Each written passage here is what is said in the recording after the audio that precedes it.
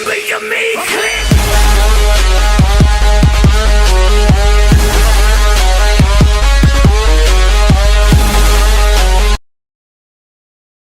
છે તમારું મારા નવા બ્લોગ વિડીયોમાં। તો આજે આપણે બેટ દ્વારકા દર્શન કરીને જવાના છીએ સોમનાથ। કેવું દશરથભાઈ, બરાબર ને?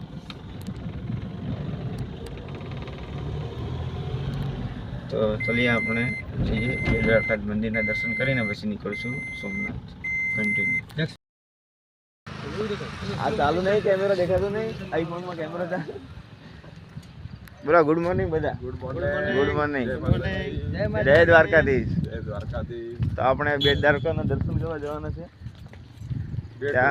બેટ દ્વારકા બરાબર તો થઈ ગયા છે દર્શન। હા, શાંતિપૂર્ણ સારા દર્શન થઈ ગયા। સારો લાવો પડી ગયો। જો નજારો તો એનો ખાલી તમે જુઓ કેવો સારો છે। અહીંયાથી આમ દૂર નો આખો અલા મારા ફોટો લે, મારો જ ફોટો, હારા ફોટા લેજો। જેટલું શક્ય છે એટલે અમને પણ આગળ દર્શન કરાવશું ગાઈસ। અને ચાલો યાર, ઓ ભાઈ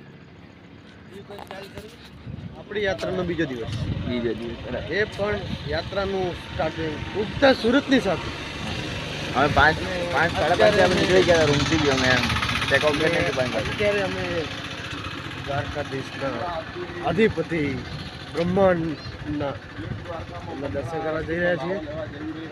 અમે અહીંયા પણ કંઈક અદ્ભુત શક્તિ છે કે એના માટે ગવર્મેન્ટ સરકારે કરોડોના ખર્ચે ઇન્જેક્શન સેતુ બનાવ્યું છે। એ પણ એક અદ્ભુત નજારો સારો એમ કે આર્કિટેક્ચરનો એક અદ્ભુત નજારો છે।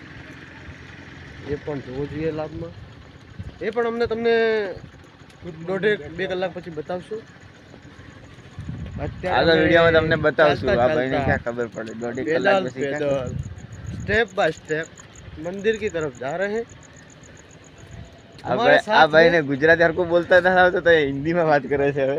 અને થોડી વાર હજી કેમેરા ચાલુ રાખે ને ઇંગ્લિશ માં વાત કરશે હમણાં। ऐसा नहीं है कि आपके ब्लॉग हर गुजराती में उड़ी में बेसा नहीं उड़ी वाળો ન વજે આપણી દેખો।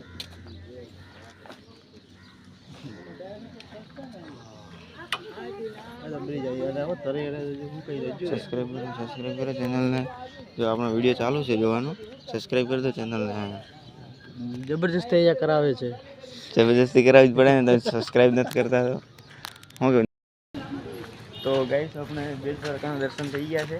દર્શન કરવા હોય હા તો સવારમાં વહેલું આવી જવાનું, અહીંયા રોકાઈ જવાનું। વહેલા સવારે 7:30 ટાઈમ છે આરતીનો, અને મસ્ત ભગવાનના દર્શન થઈ જાય।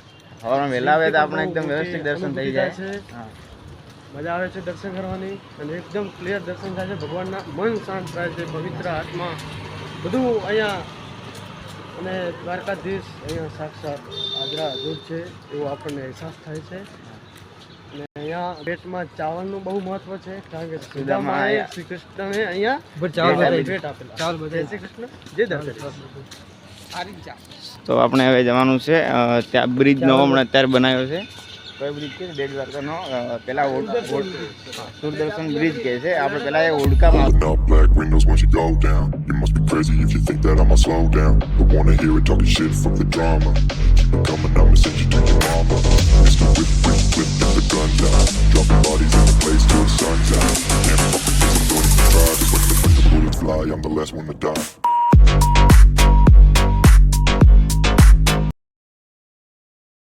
નાસ્તો કરીને આપણે નીકળી ગયા છે હવે સોમનાથ જવાનું છે, મહાદેવના મંદિરે।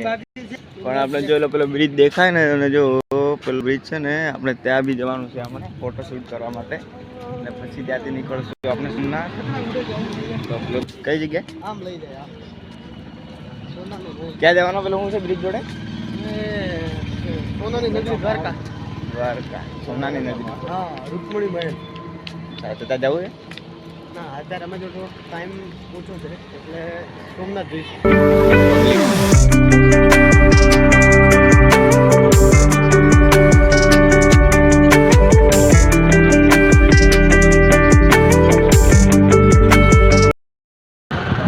બેટ દ્વારકા પહોંચી ગયા છે। તો અમને થોડો આનંદ લઈએ છીએ। તો લલિતભાઈને થોડું લાઈક અને સબસ્ક્રાઈબ કરતા રહેજો। કેવું લાગે બીજી વાર? બહુ સારું જ છે. પવન કેવો આવે નહીં? તો બીજી વાર પણ આ વર્ષમાં બીજી વાર આવી ચૂક્યો છું. આ બહુ મજા આવે છે. તમે પણ બતાવજો એમ. મજા જ અલગ આવ્યા કરે છે. તમે પણ આવતા રહો અહીંયા અને દર્શનનો લાવો છો. થોડા ઓક્સિજનમાં આવો તો વધારે મજા આવશે દર્શન કરવા. સિઝનમાં ભીડ છે એટલે દર્શનમાં ખાલી એમ કે ધક્કા મૂકી હા, ધક્કા મૂકી. ટ્રાફિકના લીધે ખાલી ફરવાનું થાય છે, બાકી દર્શનની મજા નથી આવતી. આવીને તમે નજારો જુઓ એમ કે ભાઈ કેટલી પબ્લિક છે જોવા મળે, બાકી આપણને દર્શનમાં નહીં મજા મળે. ભગવાનના જે જોવા માટે આવીએ છીએ તે જોવા નથી મળતું. ખાલી ટ્રાફિક જ જોવા. હા, આઉટ સિઝનમાં આવ્યા ને એકદમ વ્યવસ્થિત દર્શન થાય છે એમ.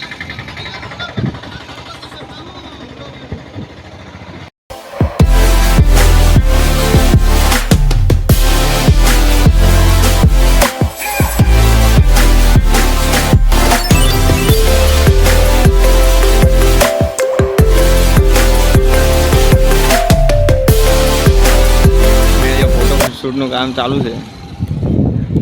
કરણ ઠાકોર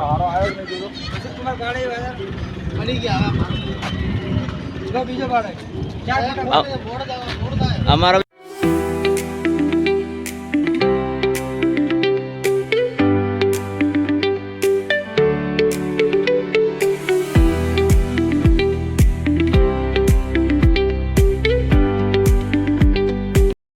આપણે ફોટોશૂટ થઈ ગયું છે. આપણે બ્રિજ ઉપર કમ્પ્લીટ નીકળવાના